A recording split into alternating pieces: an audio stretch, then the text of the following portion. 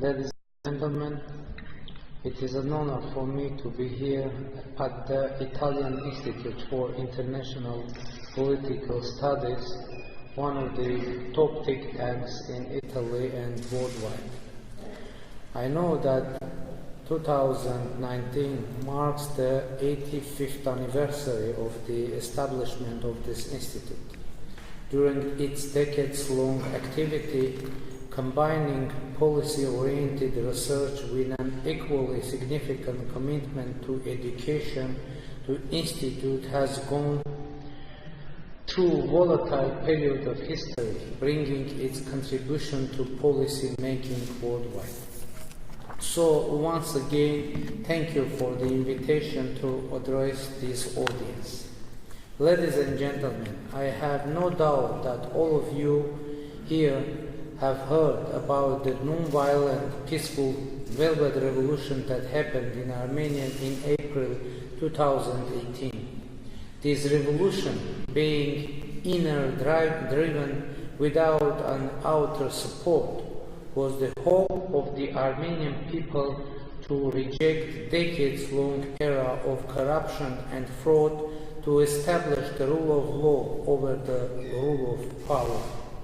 Having assumed the responsibility to lead marches of protests, I clearly realized that in the history of the Third Armenian statehood, there has never been a time of greater promise and at the same time a potential peril. I clearly realized that I had no right to let all those people down, women and men, the young and the old, who were following me. We started a march of protests walking from Armenia's second largest city, Gyumri, to capital Yerevan. With every step bringing us closer to the capital, the responsibility was rising at twice the speed. And we succeeded. The Armenian people proved that they are strong when they are mobilized and united. With the Velvet Revolution, we managed to return the authority into the hands of the people. The next thing we did was the snap parliamentary election. Last December, we had parliamentary elections that were defined by our international partners as free, fair, democratic, and competitive. This was the first parliamentary elections in our country, the official results of which were not contested in constitutional court, and the first parliamentary elections, the results of which were unanimously adopted by all political forces and the public at large. After the elections, I clearly realized that the expectations of the people were very high. The promise of the revolution was quite big. We needed to translate the energy and excitement generated by wide-scale mobilization into the work of building democratic institutions. No doubt that in terms of value and aspirations of the people, democracy has won a landslide victory in Armenia. Today, democracy has already become a part of our identity. However, we realize that we need to strengthen democracy institutionally in order to make it irreversible. We need to protect democracy from those who want to make a revenge and turn the clock back. With this end in view, we launched reforms aimed at ensuring the rule of law, accountable governance, protection of fundamental rights and freedom. Today, in our reforms, we put emphasis on building our institutions, and the judiciary in this regard is of primary importance.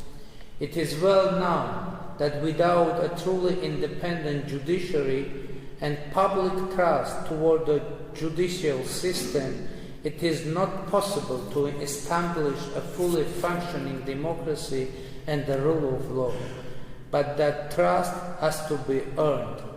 It has been broken for a long period of time and needs effort to be repaired. With the help of our international partner, we are on the track of earning it back. In this context, I want to emphasize the role of the European Union, which has become Armenia's primary partner in institution building and in implementing our reform agenda. The comprehensive and enhanced partnership agreement between Armenia and the European Union is of a particular importance to the end. It is noteworthy that the CEPA is a reform-generating tool, and the fulfillment of its provisions entails qualitative changes in many areas of our society. Dear friends, Italy is one of the historic bridges bounding Armenia with Europe. Today, it plays an important role in expanding cooperation and strengthening political, economic, and cultural relations between Armenia and the European Union. We value our friendly relations with Italy and intend to make every effort to move them even stronger and more substantive. Close ties between our peoples go deep into the history when Armenia and the Roman Empire were neighbors, as it is depicted in 4 ancient maps on the wall of the Roman Forum. Back in the 1st century BC, Armenia was even declared a friend and ally of the Roman people.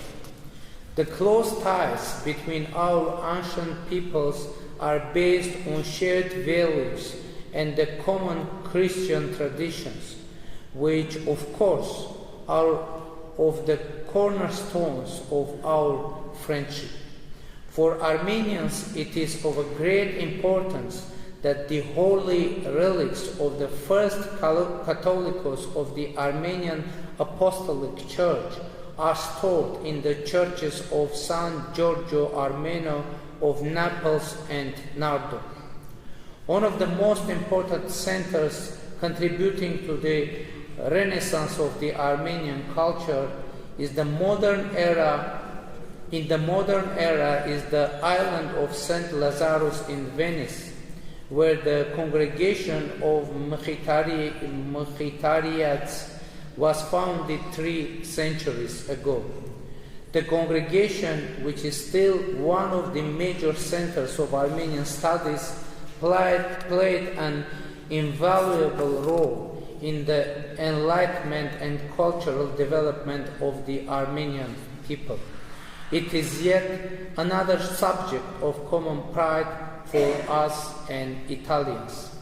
This series can be continued indefinitely.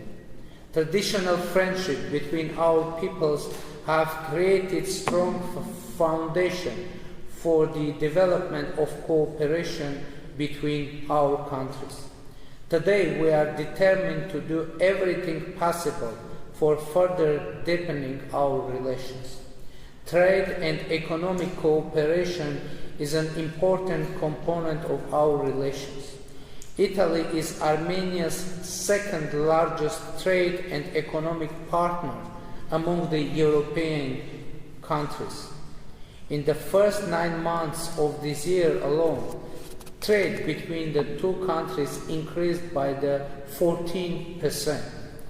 The comprehensive and enhanced partnership agreement between Armenia and the European Union and Armenia's participation in the Eurasian Economic Union open up additional prospects for the development of cooperation between our 2 countries. The Armenian-Italian community is undoubtedly another factor contributing to our cooperation. We are grateful to the Italian government for taking care of the Armenian cultural heritage existing in Italy. And last but not least, we are grateful for the decision of the Italian Chamber of Deputies to recognize the Armenian genocide in April this year.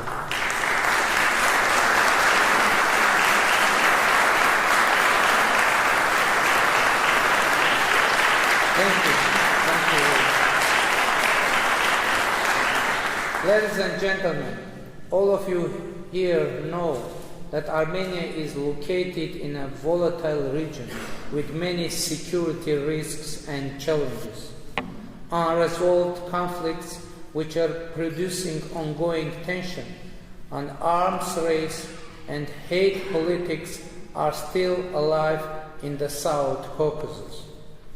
30 years after the fall of the Berlin Wall, 2 out of 4 Armenian borders, those with Turkey and Azerbaijan, have remained sealed for about 3 decades.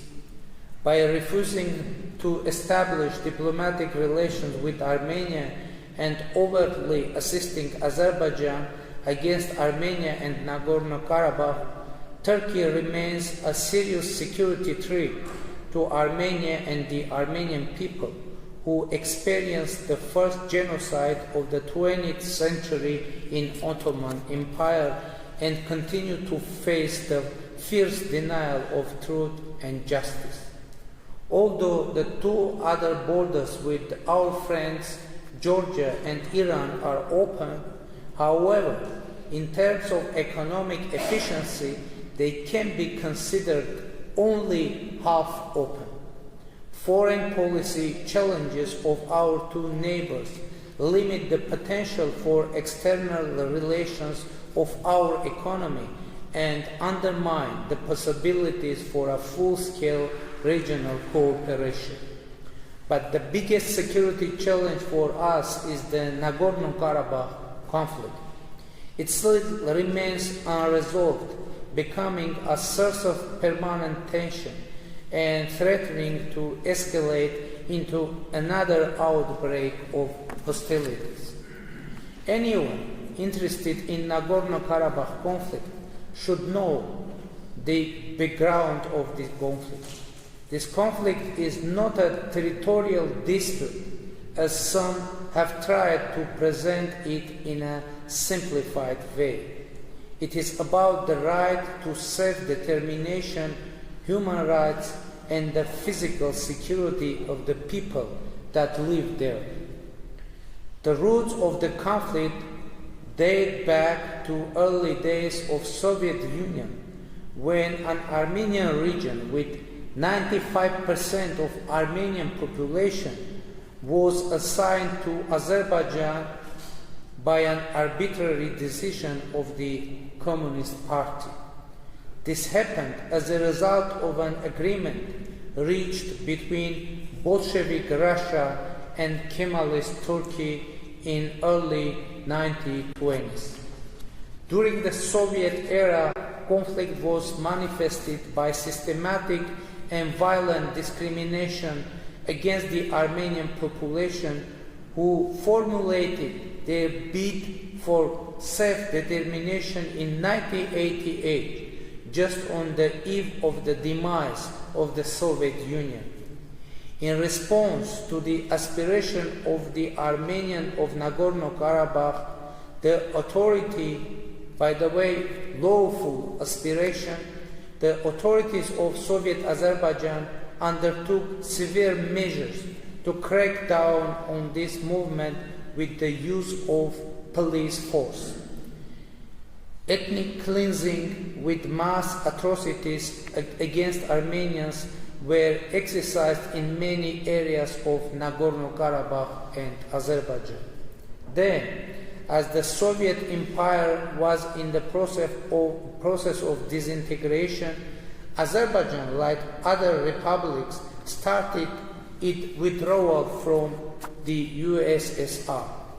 In accordance with the Soviet constitution, if a member republic declared its intention to to separate from the USSR, the autonomous regions under its jurisdiction were entitled to determine their own status, which included the secession from the Republic.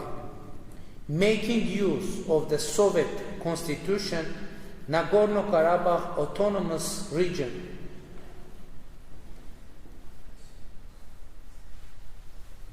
exercised its right to self-determination and to gain independence both from Soviet Union and Soviet Azerbaijan.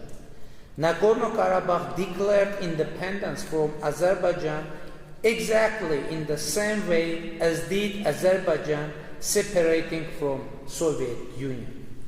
This time, Azerbaijani authorities used military force against Armenians of Nagorno-Karabakh. They waged a full-scale war, threatening the very existence of the people of Nagorno-Karabakh. In response to the existential threat, the Armenians, who constituted about 80% of the total population of Nagorno-Karabakh, resorted to self-defense. They succeeded in protecting their land and made Azerbaijan come to the terms with the new situation. As a result, a ceasefire agreement among Azerbaijan, Nagorno-Karabakh, and the Republic of Armenia was signed on May 12, 1994. The negotiation process on the settlement of conflict was initiated back in 1992, even before the ceasefire agreement was signed. The OSCE Minsk Group, mandated by the international community to mediate the conflict resolution, defined that there were three parties of the conflict, Azerbaijan, Nagorno-Karabakh, and Armenia. This fact was reaffirmed by many international documents of early 1990s.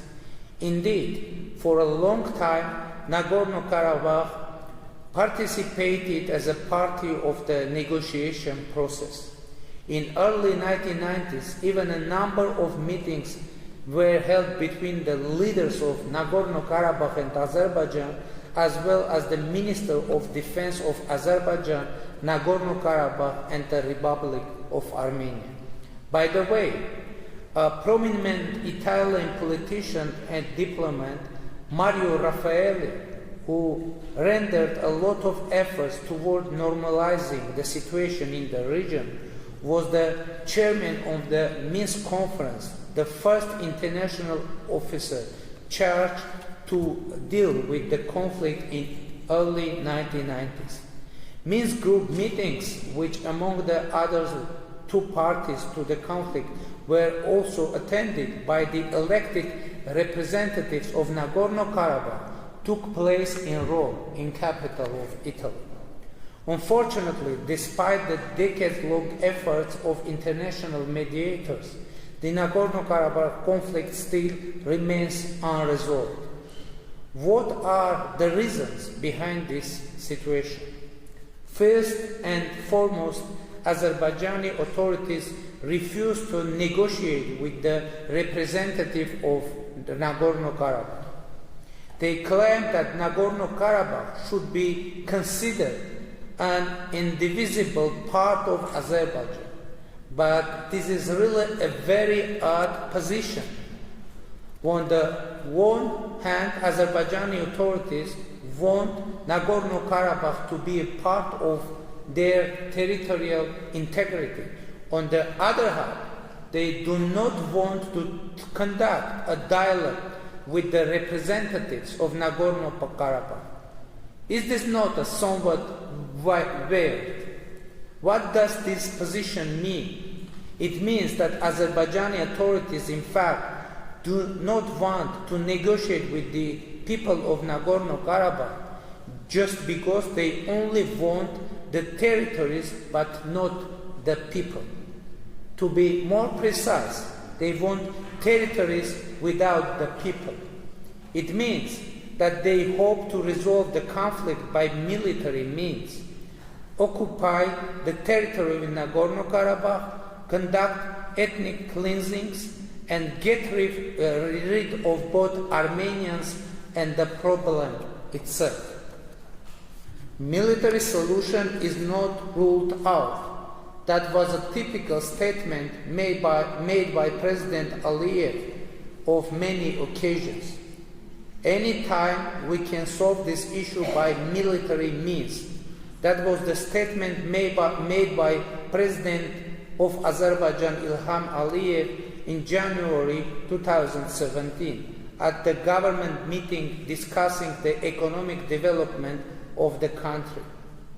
We will increase our military power, and I believe that it is one of the most important factors on the negotiation.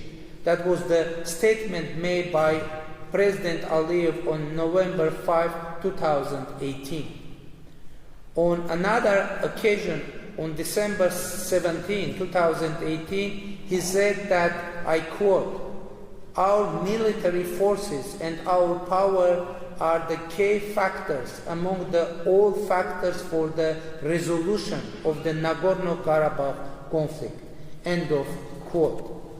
Indeed, there are many reasons to believe that the Azerbaijani authorities are preparing their society to a war. This is why they are inflaming anti-Armenian sentiments among their people. This is why they are spending enormous resources on armament.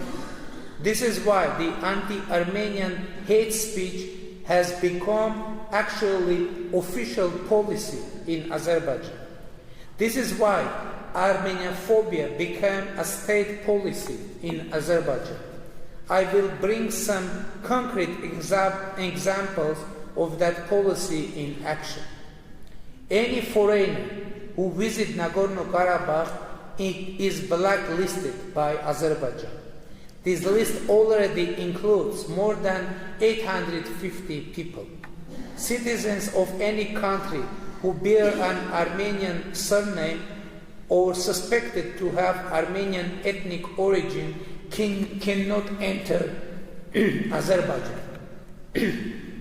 This was the case with a Bloomberg journalist of US citizenship, Diana Markosyan, who was banned to enter Azerbaijan in 2011. In 2014, this was the case with the Turkish orchestra musician, Refer Noyan, who had an Armenian-like surname. In 2016, it happened with an 8-year-old child, Luka Vartanian, and in 2018, with an 80-year-old pensioner from Russia, Olga Barseva. In 2017, a woman of Armenian descent with her 4-year-old child was kept in the airport of Baku for 3 hours and then deported. This list can be continued, but probably the most notorious case happened with Arsenal, now Roma player Henrik Mkhitaryan, who missed the final match of Europe League in Baku, capital of Azerbaijan, just a few months ago. Azerbaijani authorities even banned T-shirts with Mkhitaryan's name, and people wearing them were stopped by the police on Baku streets. This policy sometimes has even ridiculous manifestations. Just a few days ago, a driver was detained in Baku merely for listening to an Armenian pop song. But the most tragic and cynical case was the one with Ramil Safarov, who murdered with an axe his Armenian classmate of a NATO seminar in Budapest. Safarov killed his Armenian classmate when classmate was asleep, and Safarov was sentenced to life imprisonment. Then extradited to Azerbaijan by the Hungarian authorities and returned to Azerbaijan, he was greeted as a national hero, pardoned by President Ilham Aliyev and released, promoted in military rank and gifted an apartment. Dear friends, notwithstanding all these circumstances, notwithstanding anti-Armenian policy of the Azerbaijani authorities, Armenia is taking concrete steps toward finding a mutually acceptable solution to the conflict. With this end in view, about 1 year ago, I publicly stated that any solution to the Nagorno-Karabakh conflict must be acceptable for the people of Armenia, people of Nagorno-Karabakh, and the people of Azerbaijan.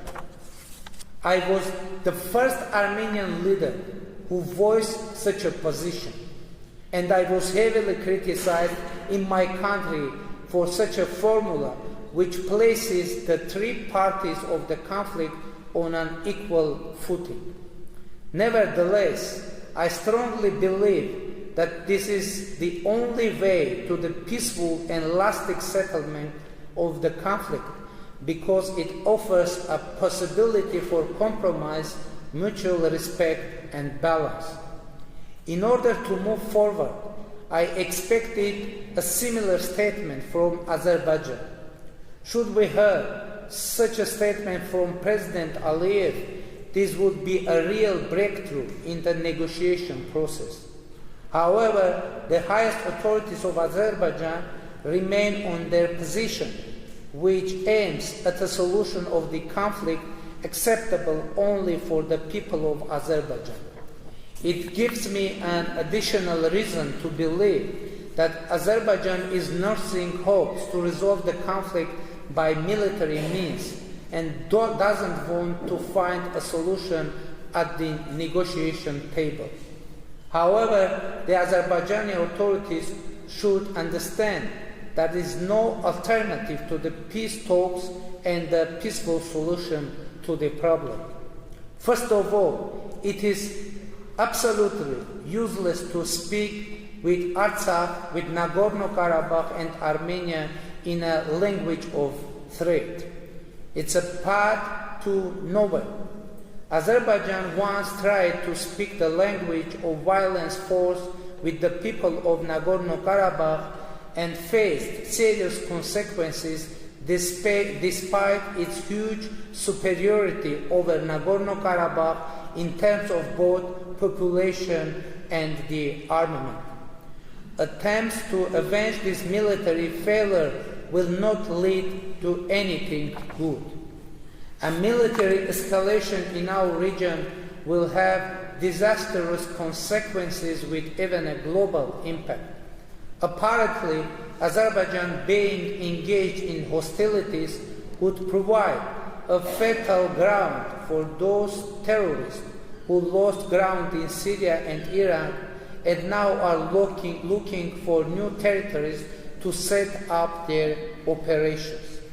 Geographically, Azerbaijan could become a perfect basis for them to penetrate in all four directions, to the south, to the north, to the east, and to the west. Dear friends, the Nagorno-Karabakh is a very complicated and painful issue for the peoples of the region. It is impossible to settle it without hard and consistent work, without a compromise, mutual respect, and balance. But if we took responsibility for the future of our peoples, we must make efforts to achieve real changes. I mean, government of Azerbaijan, government of Nagorno-Karabakh, and government of Armenia.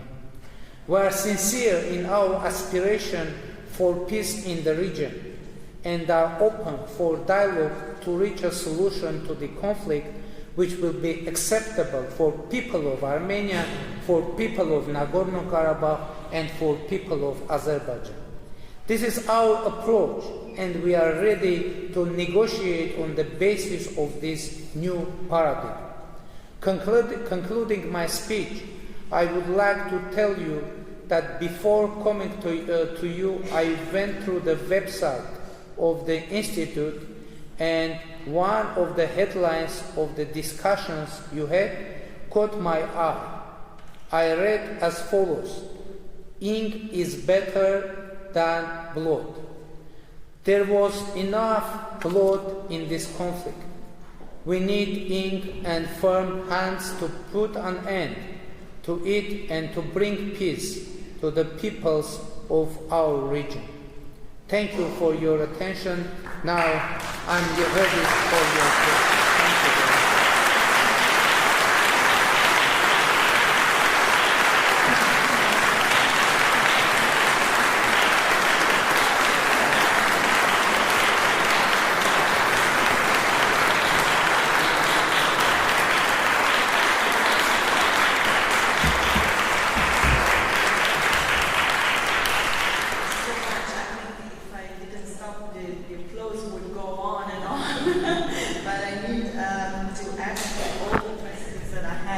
There are many, because there are many issues in your domestic and foreign policy that I would like to tackle. The first question would be a more general question about the internal challenges that Armenia has to face. You mentioned, of course, the biggest one, the frozen conflict, which is not frozen at all, as we witnessed back in 2016. So apart from the frozen conflict in Nagorno-Karabakh, what are the main challenges that your government has to tackle, and what are the tools at your disposal to tackle them? Thank you very much. I would mention only one major challenge for us, and from my point of view, most important challenge.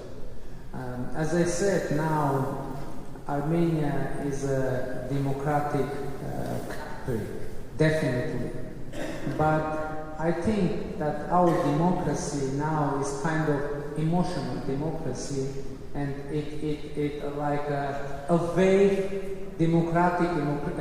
Now we have democratic emotional wave after our non-violent, peaceful revolution that took place in 2018.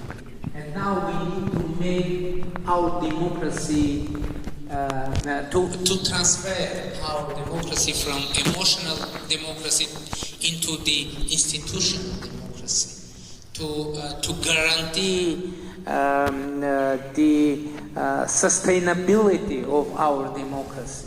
And for us, most important challenge is to make our reform agenda, democratic reform agenda, implemented. And we need to have strong and reliable electoral system. We need to have strong and reliable and independent judiciary system. Now it can seem strange, but now we have a new country with old judiciary system, because we had revolution in our society. We had revolution in terms of political system. We had even now the economic revolution is on the way, but actually we have no major changes in our judiciary. So our main challenge is make our democracy sustainable. And I'm very glad that in this way we have support of our international partners and support of European Union, particularly Council of Europe, and of course it is very important agenda.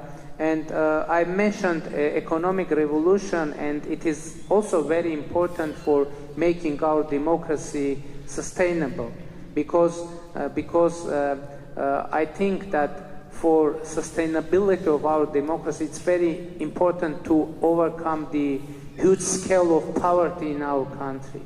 And for that, we have managed to fight monopolies and to open new economic opportunities for everyone.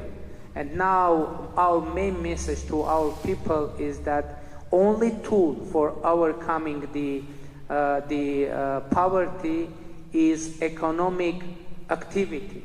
And now we have many programs to encourage our people to start economic activities.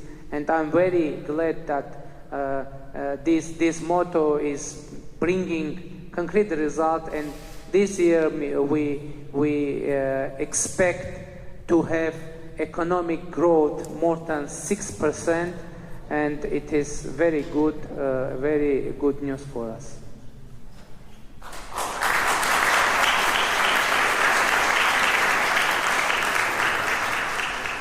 Well, you mentioned the important role that external actors play, and especially the EU, and you mentioned also the SEPA agreement.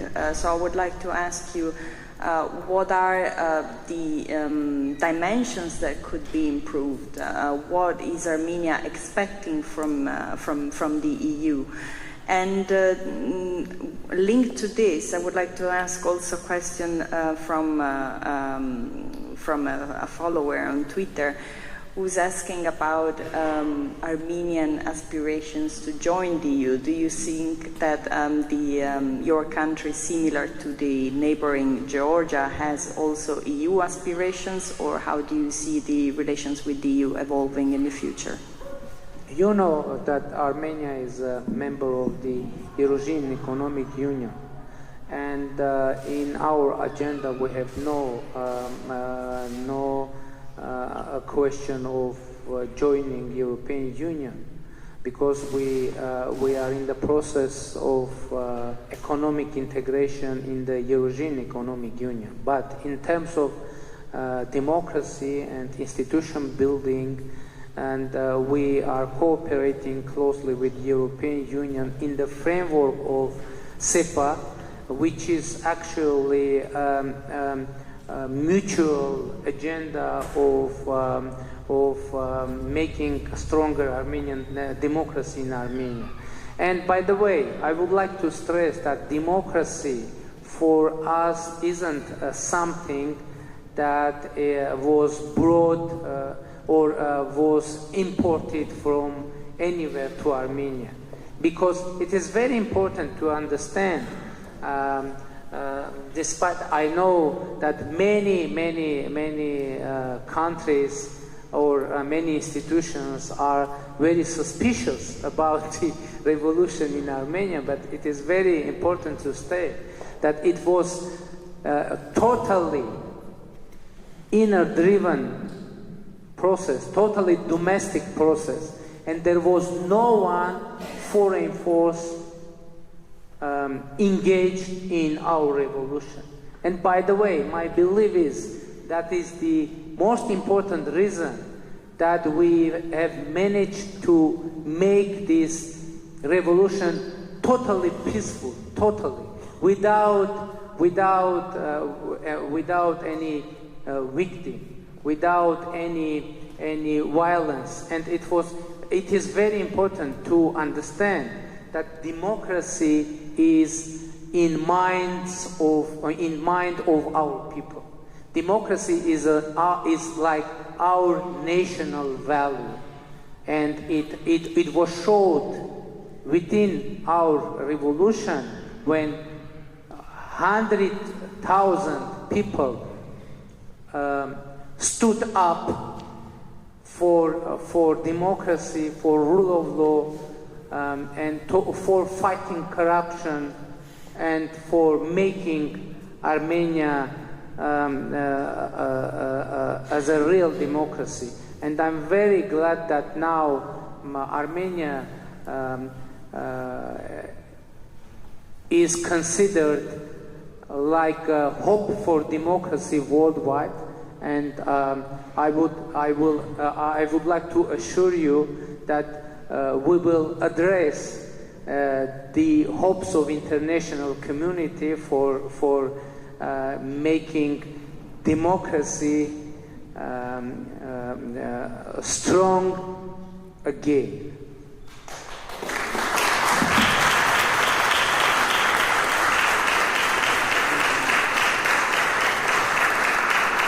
So let's talk about another international player which is very important, not only in Armenia, the US. And recently the US's government recognized the Armenian genocide.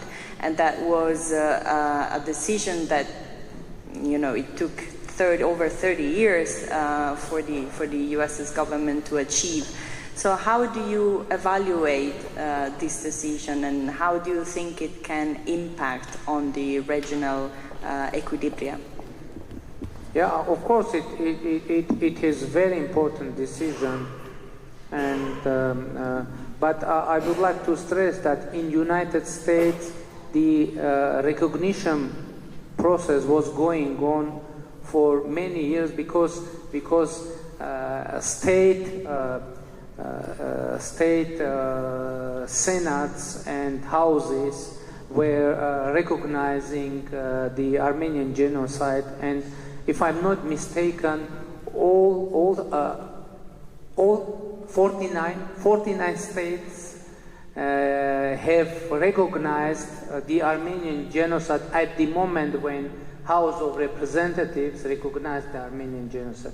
And of course it is very important decision, and I would like to stress that the international recognition of Armenian genocide isn't only the matter of recognition of history or the issue of the historic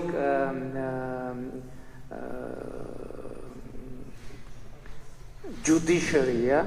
It's also a matter of security and genocide prevention movement, global movement. And for us it is a very important tool for international security and stability. And of course I hope that this decision of House of Representatives will trigger a new wave of international recognitions worldwide of Armenian genocide, because I think it is very important for prevention of possibly future genocide in our contemporary world.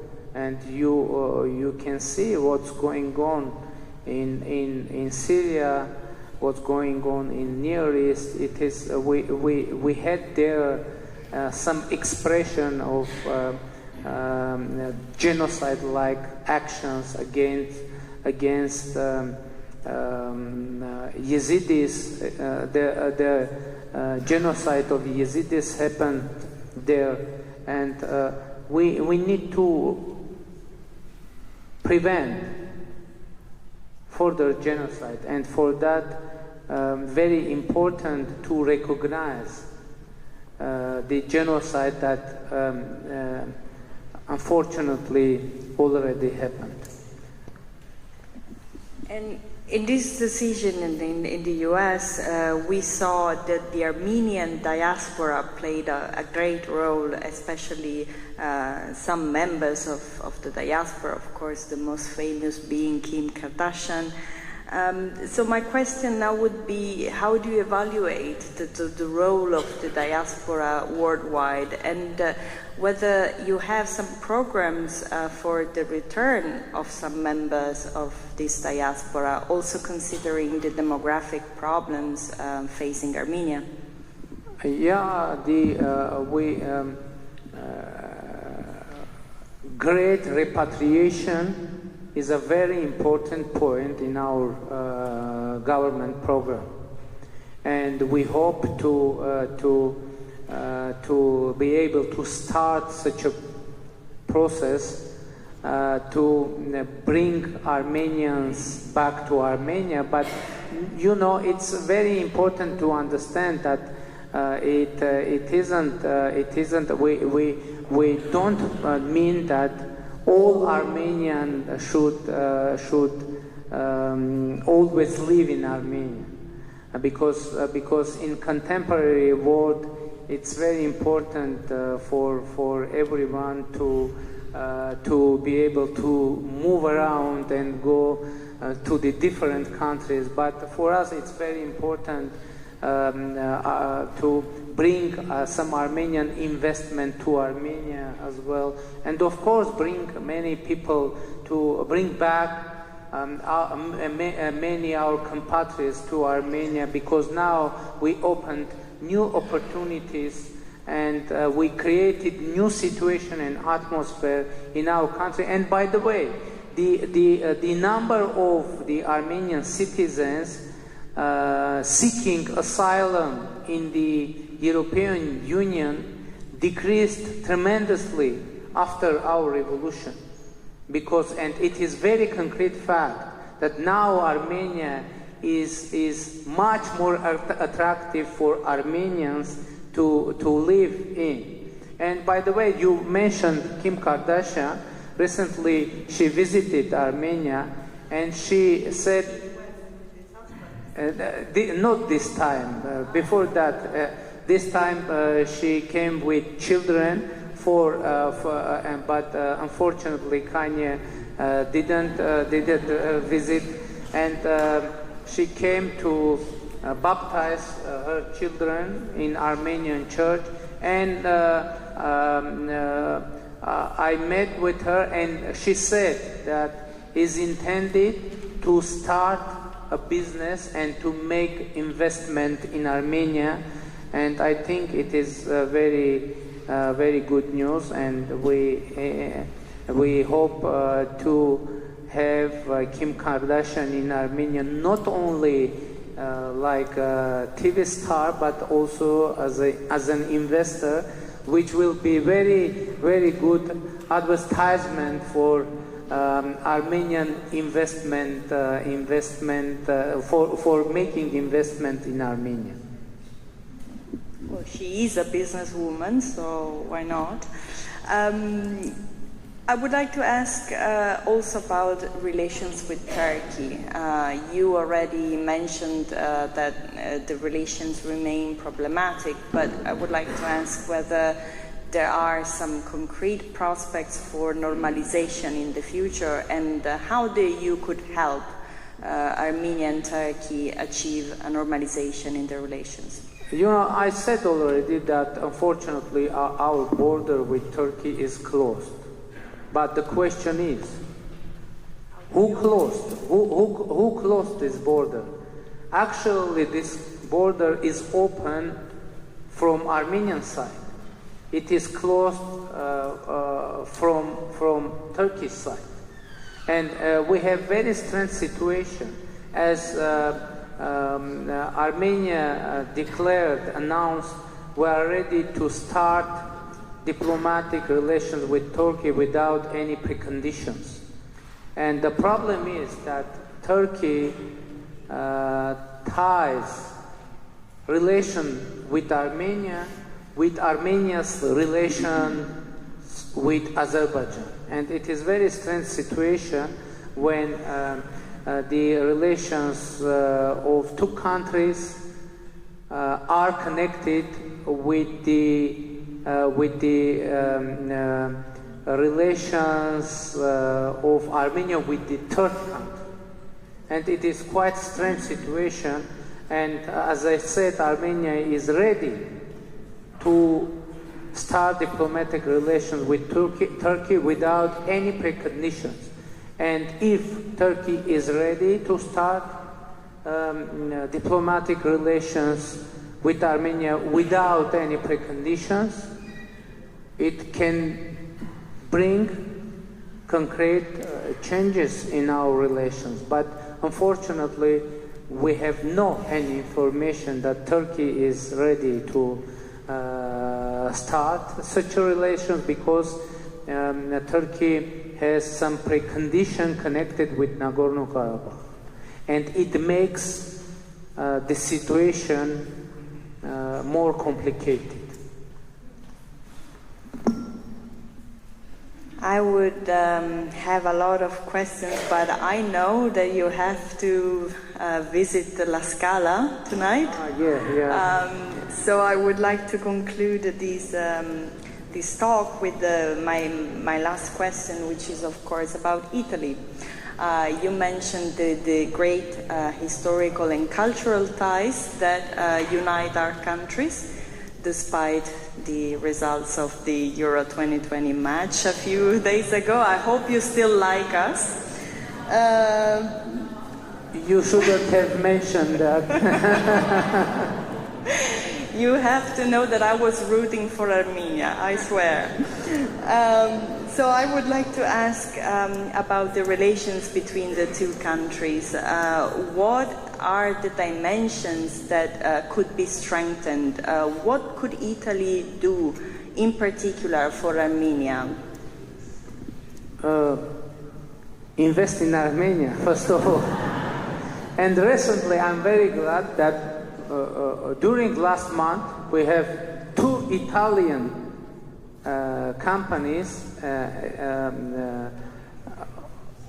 and in Armenia started activities in Armenia, one in textile, another in ceramics, and it is very important move, and we hope to attract some investment from Italy to Armenia, because it is very, I've mentioned about the European Union, because due to some troubles, economic troubles, sanctions, etc. with Russia, and Italian business could invest in Armenia to have easy access to the Russian market, to the market of European Economic Union, and of course, we hope to have more economic ties with Italy.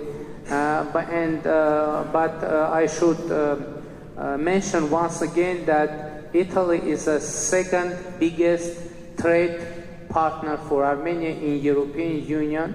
But we hope, and only this year, we have 14% of growth in bilateral trade. But we hope Italy to become first trade partner, economic partner in European Union, but not in expense of other partners, but in the process of growing our economic ties and relations. And one more time, I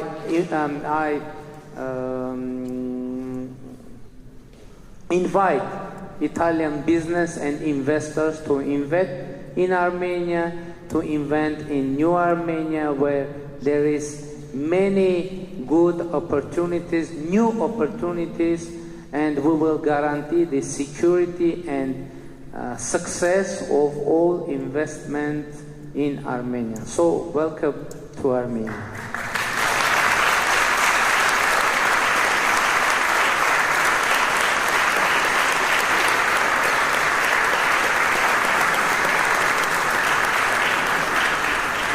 I can personally say, apart from safety of investments, also great food and very warm people are guaranteed in Armenia.